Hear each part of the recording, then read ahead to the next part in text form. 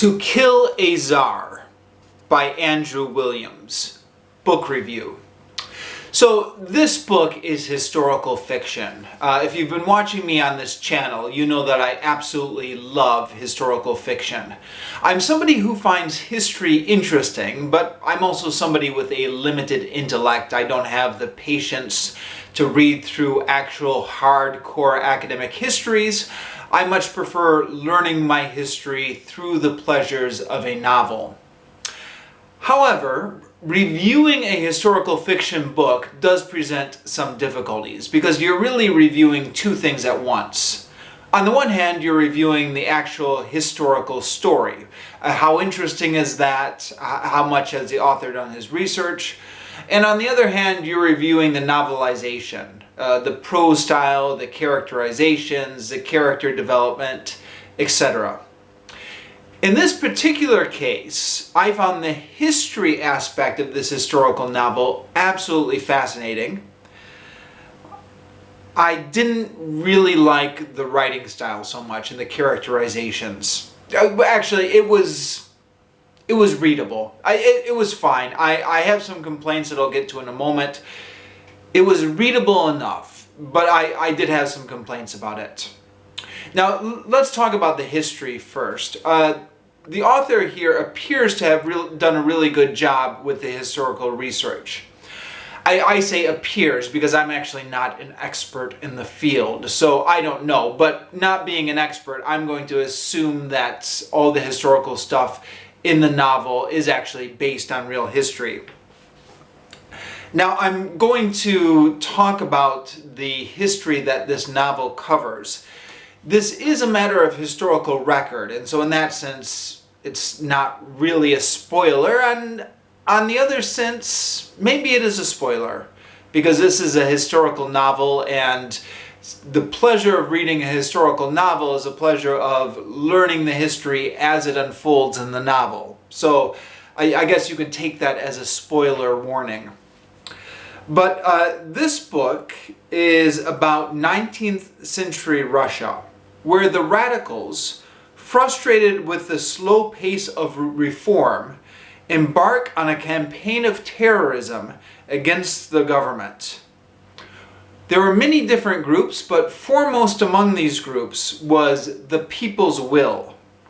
To quote from the authors afterward, quote, "It was the contention of the people's will that by 1879, peaceful protest had demonstrably failed, and that change was only possible through direct terrorist action.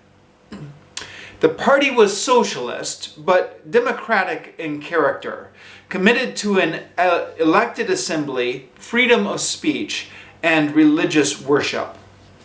End quote. Now, the people's will actually gunned down several government officials in the street during their campaign of assassination. But their primary target was the Tsar himself, Tsar Alexander II.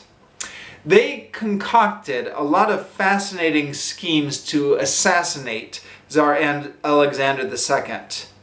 But equally fascinating is the sheer luck by which Alexander II survived most of them.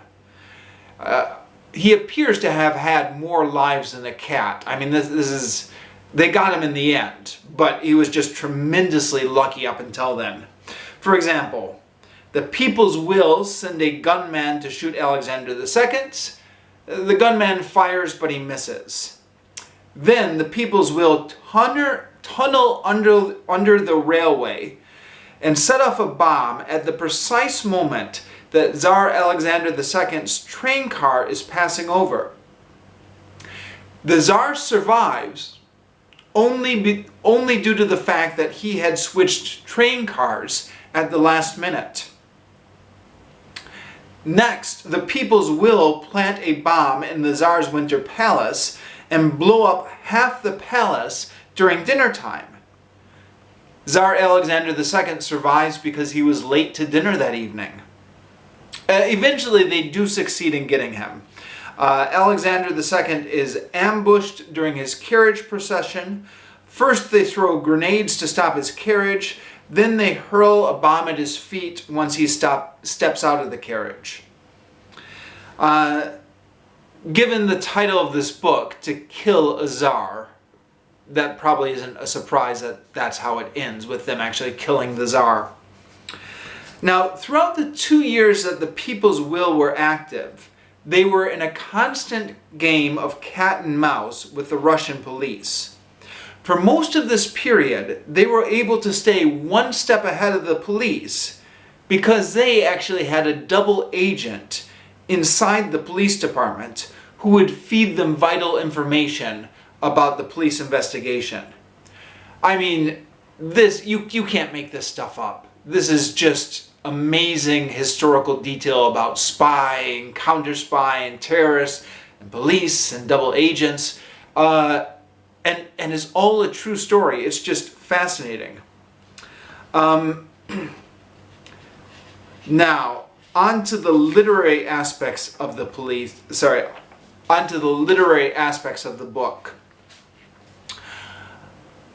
On the positive side, I think one of the things that Andrew Williams does well, or one of his better decisions, is his decision to dramatize both sides of the story. So we see the people's will and we see what's going on from their side, but in this novel, equal time is given to the police investigation. Real-life figures, Count von Plave and criminal investigator Dobzhinsky, I apologize for mispronouncing both of those names, but real historical figures are dramatized in this novel, and we get to see, as the reader, their investigation methods as well as their interrogation procedures. Now, this was interesting because we just recently had that whole debate in the United States about torturing terror suspects. Is it effective? Is it not effective? It's interesting. The novel makes a big point of this. Even though Tsarist Russia was a very repressive and very terrible regime in terms of human rights, their police state did not torture anyone. They found that it was not a useful way to extract information. Instead, they had this psychological technique where first the police would win over the trust of their prisoners, and then afterwards would be able to extract information from them. Also, from the police side, we see their frustrations in trying to track down the mole. So they know that somebody in the police office is feeding information to the people's will, but they don't know who is doing it. And so that creates part of the suspense of the narrative, and it's also just an interesting story. Now, on to the negatives. When writing historical fiction, and I do realize it's historical fiction, it's a novel, not an actual history, and yet I think it's a good rule of thumb that the historical characters are always more interesting than any fictional characters the author can think up. In other words, I prefer historical fiction in which it's written as a novel, but all the characters are actually historical. In this case, actually, most of the characters are actual historical, but the hero and heroine are actually completely fictional. So the point of view characters, I guess, the young English doctor Frederick Hadfield and the fictional revolutionary Anna Kovlenko. I didn't find either of them particularly interesting as characters, and consequently I didn't care about their romance at all. It's a pity because the focus on the fictional Hadfield and Anna pushes all the much more interesting real historical figures and events into the background. I mean, they're in the novel, but they're in the background. And I think it's particularly a pity because I don't think Frederick Hadfield and Anna Kalivnika, the two fictional protagonists, are actually necessary to the narrative. Yeah, sometimes when you write historical fiction, it's necessary to create kind of a composite character or some sort of character to tie all the different threads together, because history can be messy. In this case, though, the people's will appear to have been a very tight-knit, insular group. So you don't actually need to create other characters to give a point of view to the narration. I think you could just have narrated it with the people's will characters themselves. Anna Kalivnika, in particular, I found to be an annoying heroine, because she is one of those cliché fictional heroines who is always described as being fierce, determined, outspoken, and angry, but with a hidden soft romantic side. Often in his effort to emphasize Anna's fierce and angry personality, William's prose will become repetitive. For example, on page 125, Anna encounters 3 suspicious-looking men who are barring her way down the street. Quoting from that passage now, "My friend likes you, love," the first man said. "His hand was still open in front of you." "Then he won't mind stepping out of my way, will he?" said Anna. This time there was steel in her voice. She was angry. Who were these men to accost a woman at night?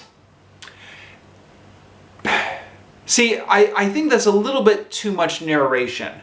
I think if the author would have just let the situation and dialogue stand by itself, he wouldn't have to be constantly reminding us how fierce and angry Anna is all the time. But unfortunately, this is all too typical of the writing style, and it even gets a little bit worse further down the page. So quoting from the same page a little bit further down, "Murderers!" She kicked out blindly at the first man rising to his feet. Angry. She was so angry, grinding her teeth with anger. Okay, I get it. She's angry. I get it. It's just really needlessly repetitive how much the author is emphasizing how angry and fierce and determined this character Anna can be. I thought it was too much, but bordering on comical parody. And unfortunately, this kind of one-note characterization is true of many of the characters in the... is true of the way many of the characters in this book are written. We get very little lifelike or three-dimensional characters in this book. Instead, the revolutionary characters are mostly cardboard cutouts who constantly talk in cliches and will suddenly launch into political speeches at dinner parties with no preamble. Now, granted, it is difficult to bring these people to life in a novel. They were actually political zealots in real life.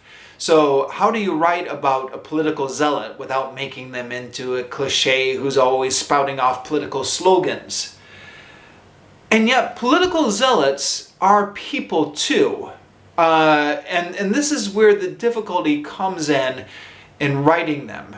But, well, I couldn't do it. So, to a certain extent, I'm reluctant to criticize this author myself. There's very few authors, I think, who can do it. I'm thinking maybe a little bit of Tolstoy, or War and Peace. He's got this character, Pierre. And at the beginning of War and Peace, you remember, Pierre is spouting off revolutionary slogans about how much he admires Napoleon.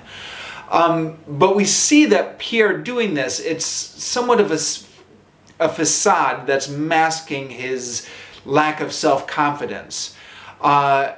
And that, I think, is true of a lot of political zealots or political people. Not necessarily that they're all masking their own lack of self-confidence, but that they're not political slogans. The political slogan that they're spouting is somehow intertwined with their other emotional needs, one way or the other.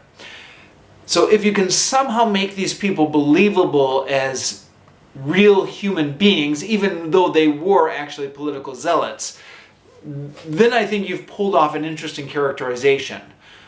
Most authors can't do it. I couldn't do it myself, which is why I think political revolutionary periods make such fascinating history, but often make such terrible novels. Yeah, and this, well, it's not terrible, but it's underwhelming. All that being said, though, I've obviously complained about the characterizations and a little bit of the repetitive characterization notes. It's perfectly readable. Like, the prose style is perfectly readable. So if you're looking for a very painless way to get some extra information on a very fascinating period in Russian history, I'd give this book a cautious recommendation. Speaking of this book, though, or speaking of the title, an interesting thing, this is the last thing I'll get to before I end this book review. After I finished reading this book, I sometimes will go to Amazon to look at the other reviews that people have left for this book, kind of compare how my impressions compared with those. When I searched this book on Amazon, I ended up getting directed to a completely different book. So it turns out there is another book with this exact same title, which is also a historical novel, which is also about the exact same thing, and which looks like it came out in the same year. It looks like both of these books were published in the same year. The other book is called To Kill a Tsar, and it's by a guy called G.K. George. And I was quite surprised when I learned that, because I thought, well, you know, this book, To Kill a Tsar, that I found was, you know, I bought it in a mainstream bookstore. It was published by a major publisher. Like, isn't this every major publisher's worst nightmare, that you come out with a book and there's another book with the exact same title on the exact same subject published that year? I'm surprised that this happened. I would have thought publishers would have had ways of avoiding this or something like that. This also raises the question, which book is better, or how do they compare? And I don't know, because I've not read the other book. I don't know if anybody out there has read either book and can let me know in the comments.